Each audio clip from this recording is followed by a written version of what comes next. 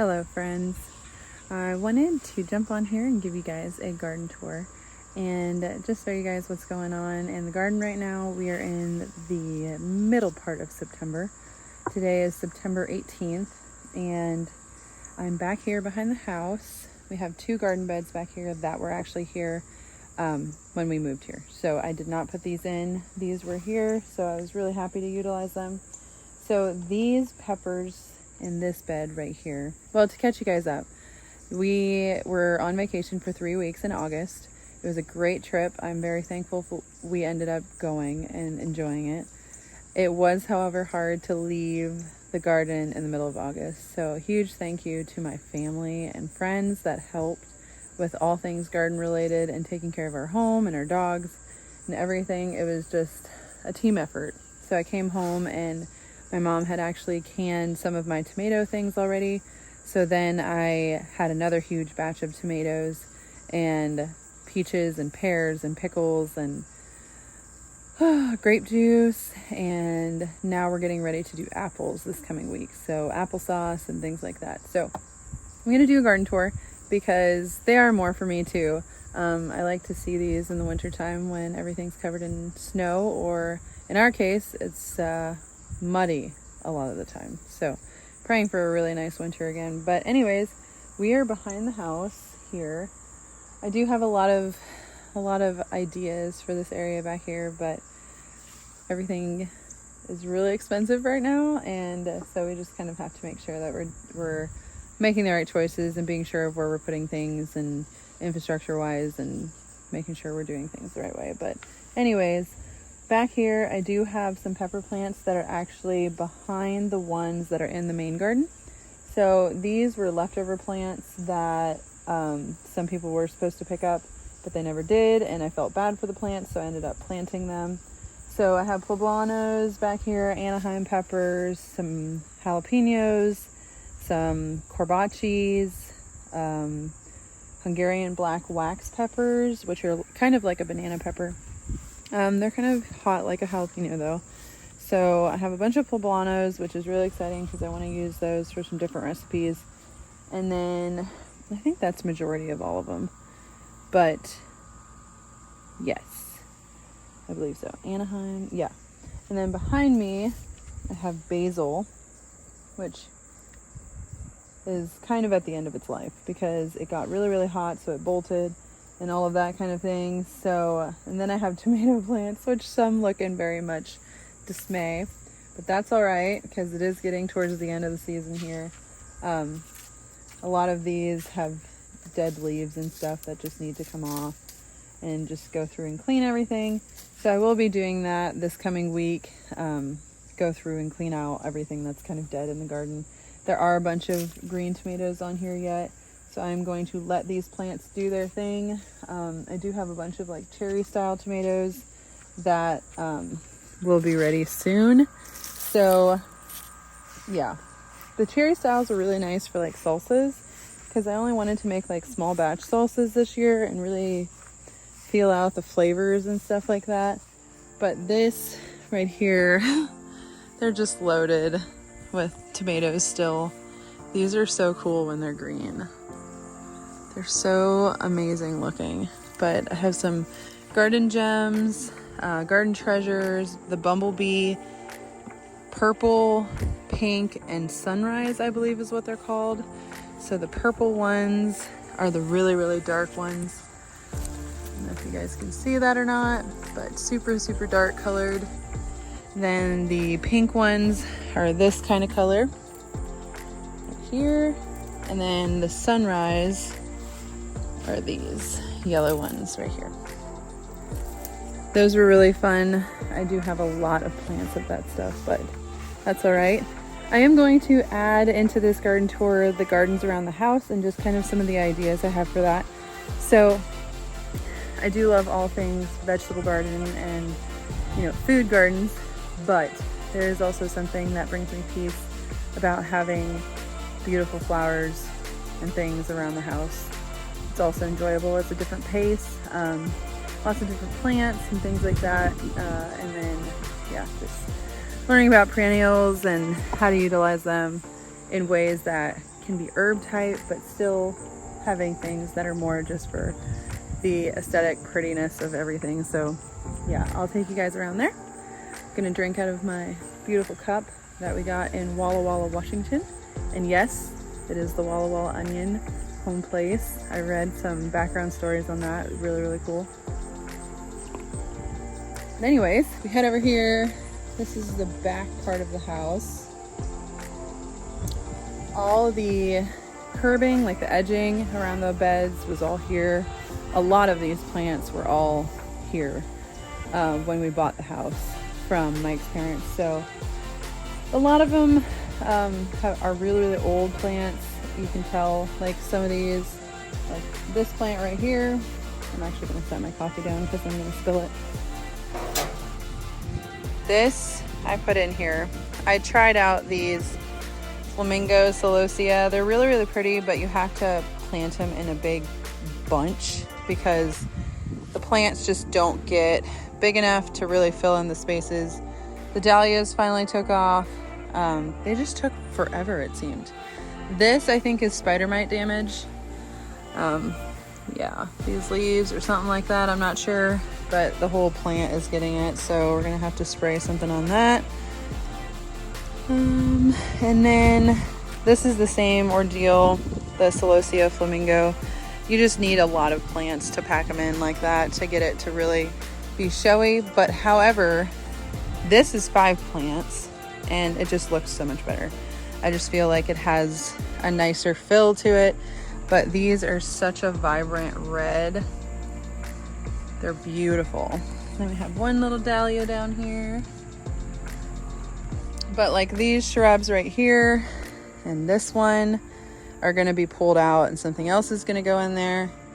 And then this one back here has spider mite damage as well. So that's something we're gonna have to just spray every year probably until they go away. But then like the Okra, those were all here. I'm not sure why this one is so tiny. I did put these Dusty Millers in. So I really want to do a longer border of them, but they do get kind of big, so I wasn't quite sure what I want to do with this area. And then we have this tree. I'm not sure what kind of trees all of them are, but I will do some research to figure that stuff out. This one has lost a lot of leaves, and I'm not sure if it's stressed or what's going on. So that's things like we have to look into. And then there's some roses back here. There are some really bright red lilies that came up. And then these, I think, are Okra as well. I would love to put more Okra and hosta kind of stuff back here. It is kind of a shaded area for the most of the day until the afternoon, but it's only like, 4 hours or 6 hours in the middle of the summer. It's not that long of a heat anyways. This area doesn't have a lot in. It's kind of a hard area because there's a gap from the roof line that doesn't get rain. And so none of this stuff has any water lines to it. So it all needs to be hand watered, which is really hard. And I don't want to do that. So we are going to run drip eventually to every bed around the house so that I can plant whatever I want to and I don't have to worry about water. So yeah, coming up from here, like this is all open space here. I would love to do something that's perennial in here. And then I have some more Dahlia plants. Really pretty. I am not sure what this shrub is, but this one's gonna come out. And then around here, like this area here needs to be redone. And then the wood part of the railing needs to be repainted and things like that. These pots I did do this year. Sorry for the AC unit. This is like a hippo pink plant. They've done phenomenal. The dianthus, wasn't super impressed because it didn't keep blooming like the tag said. But I like this structure here. So I might do a repeat on the other side just to make it match. And then I want to plant something around the AC unit so we don't see that. And then the grass plants need to be divided. The middle has really died out of that. So I'm gonna do that. But we did braid it to kind of keep it standing up right in here. This is a braid. That was really cool. But I would like to do something else with this area. It's a lot of shade. It doesn't get hardly any sun. So it is really bright, but it doesn't get sun. And then go along the front here. If you can tell, let me slow down. There are some big shade trees there. The grapevine is back there. There's another maple tree, and then there's another one that's smaller. But I would love to add some more stuff to this area, but that's a whole other video. Not sure what these are. Don't know if I love them, but there's 3 of them here. So not sure what to do with this area yet. Don't think I'm gonna keep these unless they really bounce back next year. They show a lot of empty branches that I've had to really trim out. This is all annuals. They're doing really good. Really pretty though, with the blue, the red, and the bright yellow colors. And then this grass needs to come out. It gets too much shade. I'm gonna back up because this tree is really, really pretty. It is a Canadian red cherry, or a choke cherry, I think is what it's called. But like the back, this plant is gonna come out. Not sure if we're gonna keep that. This plant's coming out. And then we are by the front of the house. Excuse my pots. I'm not taking care of them because they're going to be taken out and replaced with fall things for fall. So this is a really hard area too. The back gets shade, it gets a lot of morning sun, but then the front part gets a lot of sun.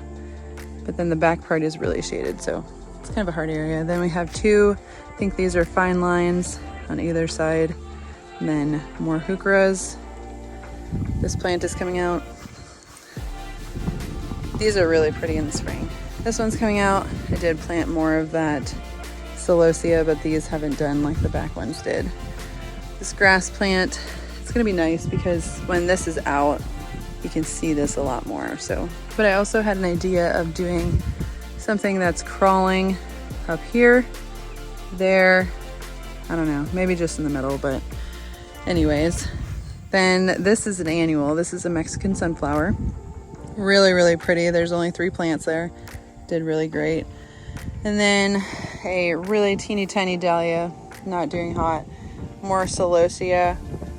This was really, really full, but the wind, we had a really bad windstorm and it just kind of plopped everything over. This one is actually a raspberry bush. It will go in the ground this fall. And if I back up, this kind of wraps around to the front. There's a really pretty Japanese maple. So these are the Flamingo Celosia, and this is like 10 plants. So even 10 plants, it takes a lot to really fill it in. Then we have a rose. This is I think it's called a miniature blue spruce, or no, I'll find the name of that. There's 3 rose plants that go around it, and then I filled it in the front, which I'll go down there and show you guys. But so this is the front of the house. Mike trimmed these a little bit too extra because I really wanted to weep down here. And then there's 3 plants underneath of it. I'm not sure what they are. I'm gonna swing over this way. This flower bed has like almost nothing in it. There's 2 rose plants and 2 lily plants, and then this evergreen, but that's it. So there's a lot of opportunity for that. I did sweet potato vine. They're massive. I did actually trim the bottoms off because it was kind of getting a little wild. And then these are perennials.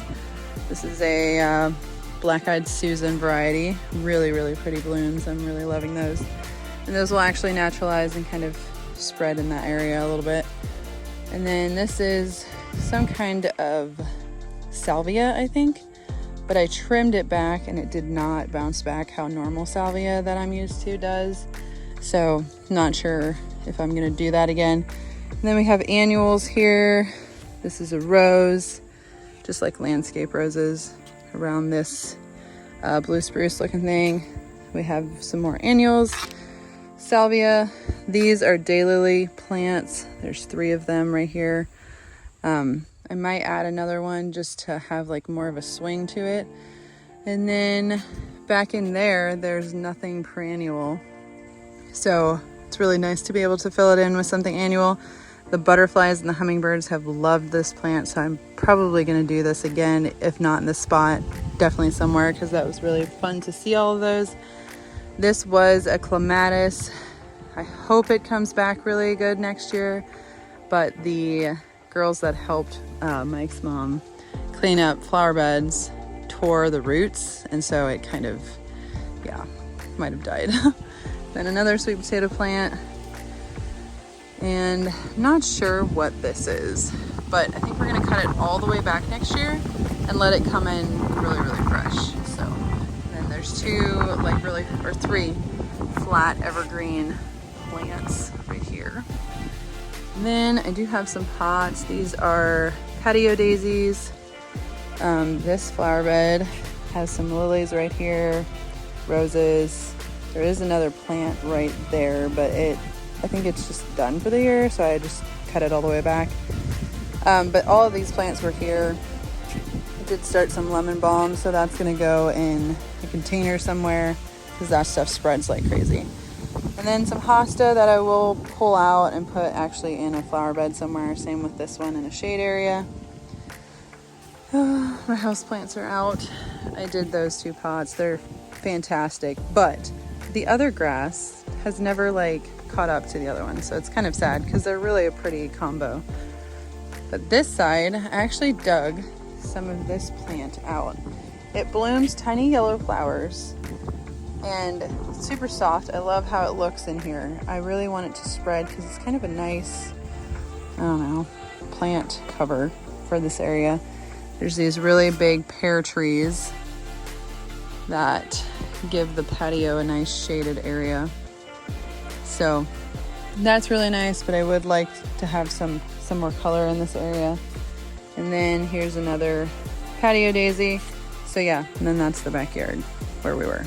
There is another flower bed down here, has a raspberry bush behind it, and then I planted a Mexican sunflower that's doing not so hot.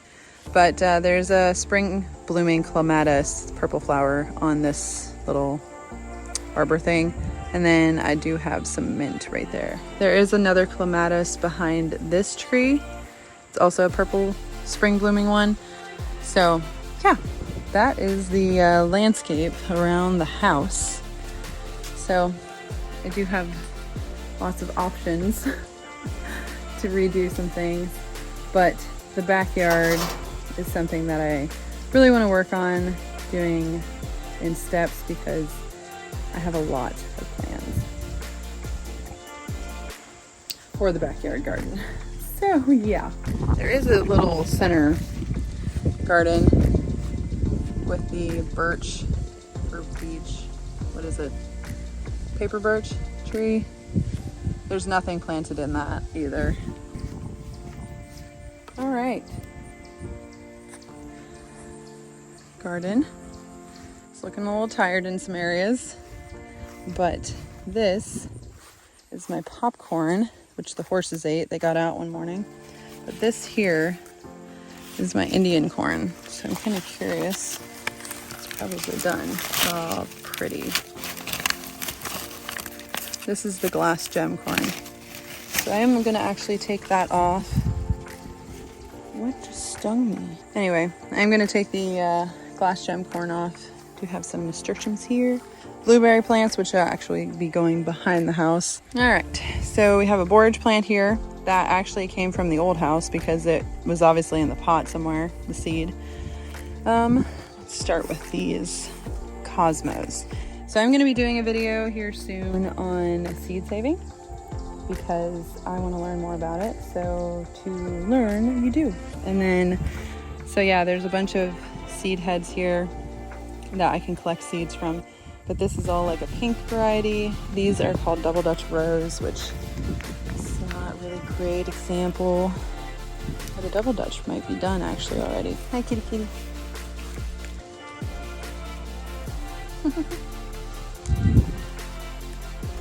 But yeah, I did a mix of, I think actually these might be. They're really full. These are kind of getting smaller, but oh, there's a yellow one in here. Okay. But yeah, I just loved how these looked just really flowy in the wind. I think these are called Candy Stripe. Here's a good example what they look like. Yeah, just really pretty. Love the cosmos. And I did have like a red blend. Ooh, this one's really pretty. This is Rubenza, I think is what it's called. And it had some just little pink ones. Not even gonna be able to get through there, so we're gonna go the other way. They blew over in the wind, so I had to kind of stake them, but it didn't last very long.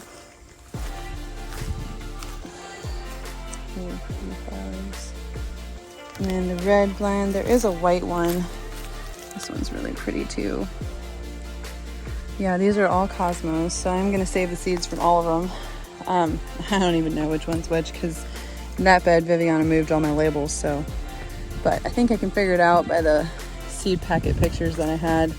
The okra plants are doing insane, which I am gonna save some of these seeds too once the pods dry out. But we ate a lot fresh. I planted way too many plants. This was kind of an experiment to see how big they get. And they're massive. I mean, I'm 5'8", and this plant is every bit as tall as I am, so that's really impressive. The asparagus is gonna go into the ground this fall so that it can spread and grow. The pole beans are actually still producing, which is really impressive, but they have succumbed to damage as well. So they're gonna be done pretty soon, but I'm gonna keep a lot of the pods, especially the purple ones, to dry and then plant them again next year. This is Deluxe Blend Celosia, or Tall Plume, I'm not even sure. But it's like this red and yellow color, came in that variety. There's a bunch of seeds on these too. And then over here, let me step back a little bit. Sunflowers. I did have short ones that were like a 1 bloom per stem, but they actually started producing these like little ones on the sides, like in their armpits. But this one was really, really pretty. I will put a picture up on the screen of one that I got with the sun behind it. It was amazing. A bunch of variety with really reddish orange colors and yellows. It was a chocolat blend, and then this one was called Zohar blend. But I will be saving seeds from these as well because they are drying out really nicely. There you can see a bunch of seeds back in there. So you want to let them dry and then rub the stuff off the front of them. The birds don't eat all of them anyway. Another Mexican sunflower. This is why we plant them. Help these little pollinators. Let's see. This was full of cauliflower. And then on the other side, my onions are starting to flop over now, which is what I want. And then I have some calendula here. Really, really pretty color. I did have bush beans in this area right here. Those were done long before the pole beans were, which is really impressive. This one's full of herbs and Swiss chard that I give to the chickens. The strawberry tower I won't be doing again. I feel like the strawberry plants need more room than this tower is going to give them. So I'm going to pull all the plants out, which will be really nice because I'm just going to cut each pocket and plant them like that. But we are going to plant them into the ground behind the house. So this is Cilantro Dill. Yeah, these are chicken treats now because if the leaves get too big, I don't really like to use it. And this is going to be lettuce seed right here. I do have marigolds, rosemary, sage, thyme, oregano, Greek oregano, marjoram, and then chives. Those are all coming out as well because that's a perennial. I would like to create some sort of a border with those, but I have some varieties of carrots in pots right here. Some raspberries, which will be going into the ground behind the house. These are sweet potatoes, which I actually need to check and see if those are done. And then I'll just swing back around. It's really nice because the chickens are actually right here behind the garden. I'll show you guys where I actually let them in to the garden then. But some more onions. This was actually cabbage, which I do need to take these out. They keep growing back. I just cut the tops off, left the roots kind of disintegrate into the ground. Another Mexican sunflower, beautiful butterfly on it.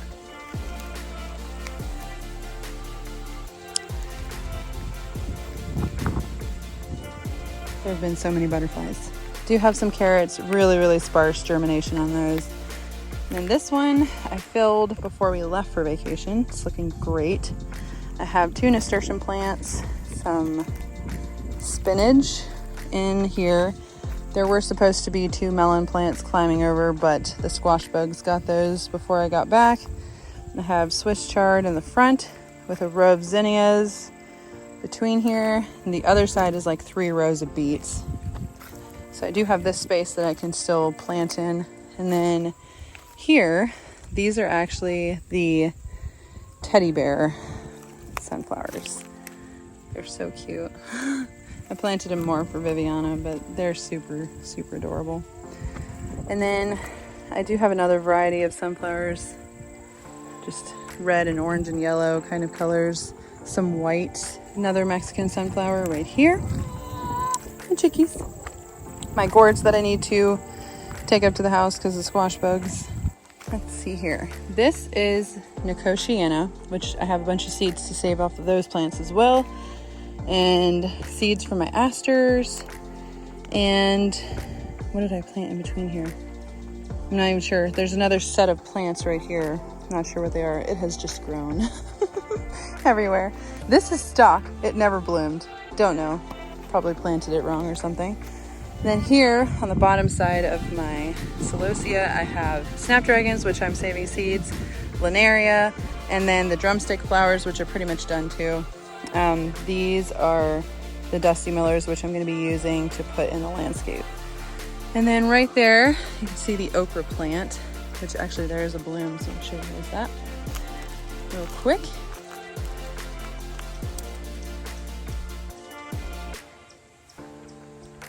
They have really gorgeous blooms. But anyways, this one has kind of tipped over. But look at the stem on these things. It is like super impressive. Okay, then we have some more sunflowers that I planted behind the other ones.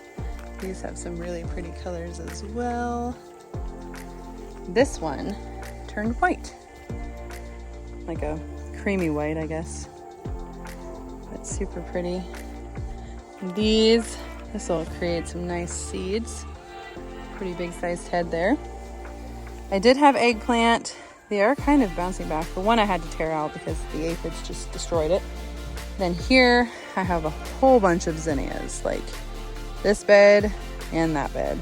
So I'm going to be saving a bunch of seeds from this area as well, and show you guys what a seed head one looks like.